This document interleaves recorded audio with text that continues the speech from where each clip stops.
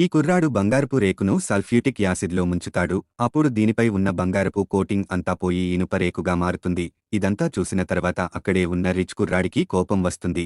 ఎందుకంటే ఇతడు ఈ పనికిరాని ఇనుపరేకును విలువైన ఖజానా అనుకుని నిపుణుడి మాటలు విని ఈ ఇనుప రేకును 8 కోట్లు పెట్టి కొన్నాడు. దీనితో ఈ కుర్రాడికి కోపం వచ్చి ఆ నిపుణుడిని తిడుతూ ఉంటాడు. అయితే ఇతడిని తెలియని రహస్యం ఆ రేకులో ఉంటుంది.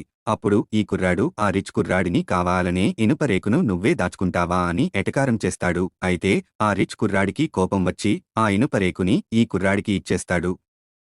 అప్పుడు ఈ కుర్రాడి పక్కన ఉన్న అమ్మాయి ఎందుకని ఈ పనికిరాని ఇనుపరేకుని తీసుకున్నావు అని అడుగుతుంది. కాని ఇతడు ఏమీ చెప్పకుండా నవ్వుతూ ఉంటాడు. ఇంతలో ఒక విచిత్రమైన చెక్కపెట్టెను వేలంపాటలో పెడతారు. కాని ఇప్పటికీ ఎవరూ ఇందులో ఏమి ఉందో కనిపెట్టలేకపోయారు. అందుకని అందరూ దీన్ని మామూలు చెక్కపెట్టే అని అంటారు. అలాగే నిపుణుడు కూడా ఇది దేనికి పనికిరాని మామూలు చెక్క బాక్సు అని చెప్తాడు. కాని ఇది ఎంత విలువైనదో ఈ కుర్రాడికి తెలుసు. అందుకని ఇతడు వేలంపాట స్టార్ట్ చేస్తాడు. అప్పుడు కావాలనే పక్కనే ఉన్న చెడ్డ కుర్రాడు కూడా వేలంపాడి దాని రేటు పెంచేస్తాడు. అప్పుడు ఈ కుర్రాడు పక్కనే ఉన్న కోటీశ్వరుల మహిళను ఈ బాక్సు ఎంతో విలువైనదని కొనమని చెప్తాడు.